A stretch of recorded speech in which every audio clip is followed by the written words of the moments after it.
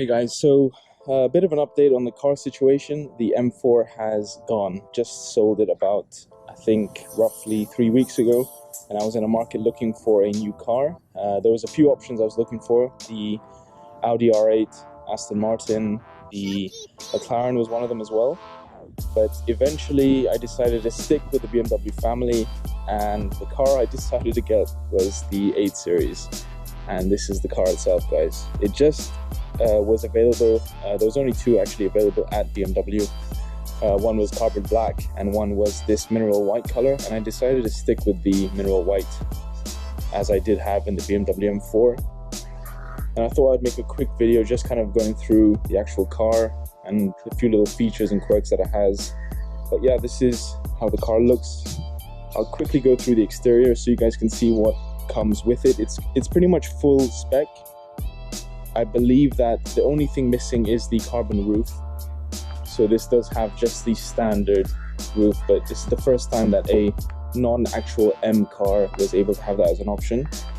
But this does have the chrome package, so let's kind of go through the front of the actual car. So as you can see here, you have the grills in chrome, which is very nice, and you have these kind of inlets in gloss black, and they did kind of include this rubber type of front lip, which I will probably change to carbon later on. The option does come with the advanced Bmw Laser Lights, which are really nice. They do have a huge brightness level to it, and the cool thing I've noticed about it is that when someone's in front of your vision and they're not under light, the actual light will kind of twist and flash them. It's kind of a weird feature there. The wheels are the 20-inch BMW rims. These are the, I think, bespoke rims that do come with the M Sport package, and as you can see, the brake calipers are in M. On the side you have the side vents here, which is nice. I mean, I don't think they actually do anything, but just there for show. And the M kind of logo over there.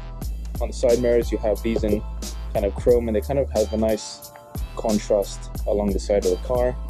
The side profile is actually very nice. Yeah, kind of got an interesting angle for you guys. You can kind of see that. You can see the side profile is a very nice GT looking car. It's very wide actually, and quite long compared to what the M4 was, but it's a really nice profile. A lot of people have been looking at the car while I'm driving it. I think because it is new and it's something different than what people are usually seeing that comes out of BMW. The windows have been tinted, as you can see as well, which look nice with the kind of white in terms of contrast. And the main thing on the actual car is the back. So you can see on the back what you've got here is a nice i8 type upgraded feature. You have the nice lights that kind of go around the body of the actual car itself, and they look really nice at night for sure. You have obviously the M850i badge in kind of chrome finish, which is kind of the kind of theme for all the badges you can see over there. At the bottom you have the twin exhaust tips on both sides with an encasing around with a huge kind of like chrome encasing there, which is quite cool. The only one thing I probably will do is maybe do the lip in a gloss black, which this kind of like hides up behind it. But yeah, that's pretty much it on the actual side front, guys. And the actual windows have been tinted to 50%, and the top part of the front there has also been tinted as well, which is nice. So yeah, that's pretty much the exterior, guys, and I'll kind of go through the interior. Now, probably the main thing that a lot of people are looking for is the exhaust, and I've got to say the exhaust in this car is probably the best thing I ever heard. While doing the test drive, I was kind of blown away. I was thinking the M8 would be the car I would go for, but the M850i just sounded good enough for me. And considering I had the 8 AC Schnitzer exhaust on the M4, this definitely sounded better without any kind of modifications. So I'm going to kind of just place this down and move so you guys can hear how that sounds.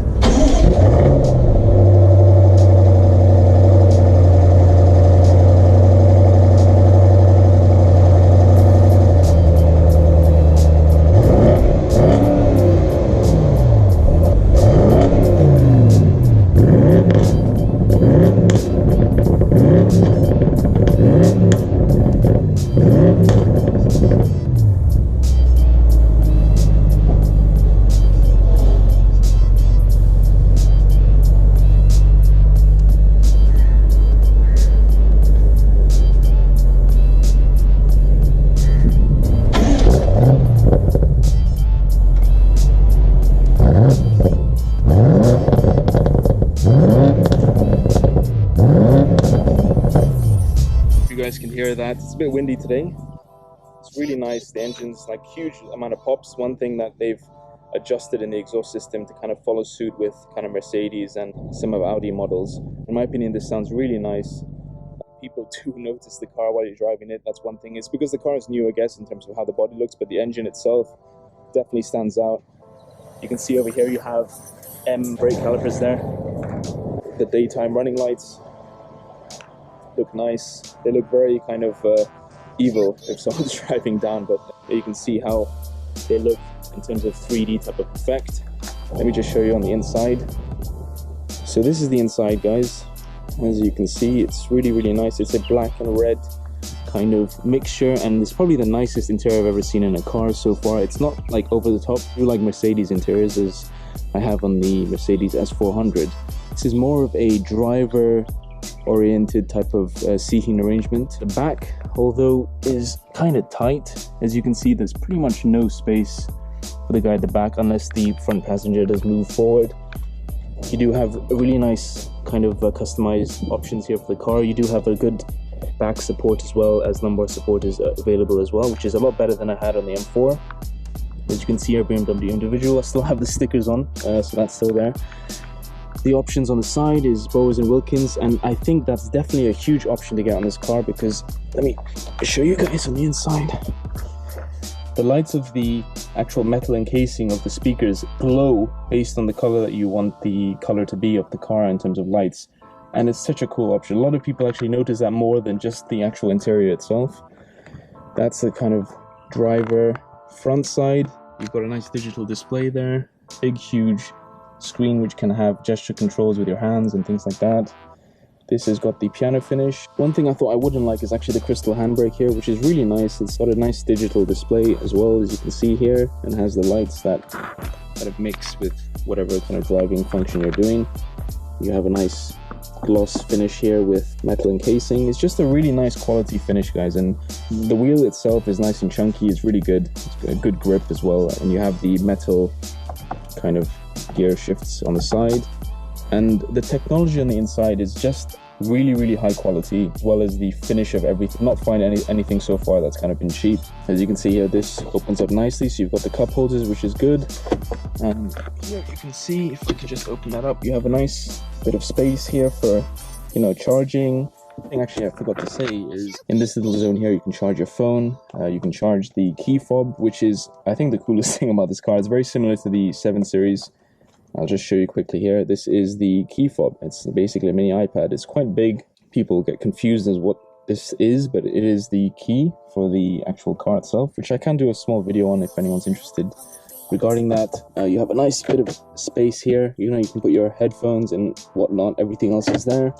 On the side, you've got a decent amount of kind of space to put various things. You can put another cup here, which is nice. It's got a kind of divider there.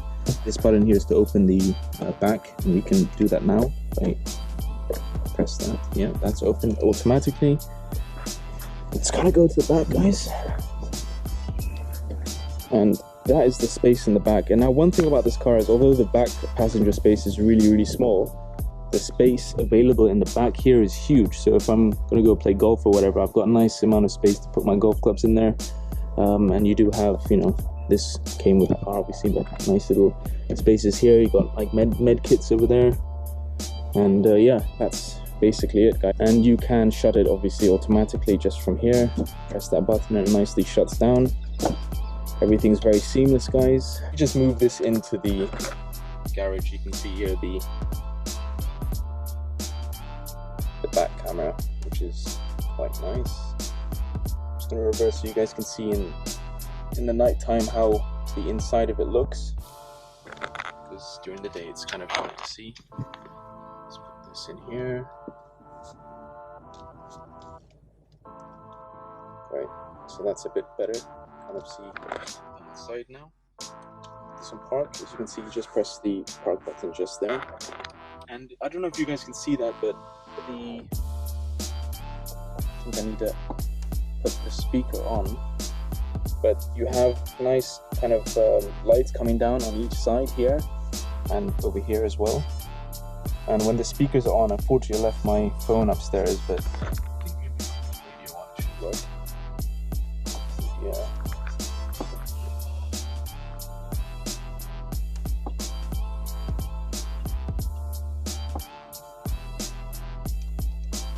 Have the purple lines here, which I've set as purple, and you can see, which is the coolest part, is the speakers here showing in purple or whatever color you want, which is I think the coolest feature of the car. A lot of people do notice that. You can see here and on the driver's side as well, and how the instrument display cluster is. And in front of you, as you can see, you've got the kind of gear and the speed you're going as well, so you can kind of set everything. The options here in the car is you do have auto driving as well, a speed limit control, and you know, you have gesture control as well, which can be done over here. As you can see, the car itself is just really nice finish. This is the top area. I think the funny thing about this car is the actual mirror is just really small. I mean, I'm probably not going to use it much. Pretty much it, guys. I mean, I haven't really gone into huge depth here. Just turn this off. Overall, a bit sad leaving the M4 behind. Very nice car, and kind of miss it, to be honest. Oh, I forgot to show you guys the actual belt. Has the M kind of stitching over there, which is a nice little feature. The car overall has quite a lot of features. It's, I think, almost max features apart from the carbon roof and the carbon package. I'm quite happy with these chrome side things for now. I don't think I need to do any modifications so far. But yeah, the M4 unfortunately has gone. Really nice car. I think probably one of my favorite cars I've ever driven. The power that this thing brings in is ridiculous. I think it's over 500 horsepower compared to the 425 I had on the M4. Pull and the torque is definitely a lot better than I had on the M4. However, the car is huge. I've noticed that driving it, it's a bit more heavier. Grip is pretty good because of the X-Drive. I'm not sure regarding switching traction control off yet. I'm not gonna do anything crazy until I'm a little bit more comfortable with the car. But yeah, that's basically a small little thing on the car and the engine noise. If anyone wants any extra information or they want me to kind of do a follow-up, can do. I'm probably going to do a follow-up on the actual drive quality comparison between the M4, because I'm sure a lot of people will be looking at this car more seriously since it's been in the market now for about 6 months, I believe, something like that. I'll do a follow-up later on. Please send me any messages or any comments I can follow up with. Probably see you in the next one. Like and subscribe, guys, if this has been helpful in any way. See you next time. See you later.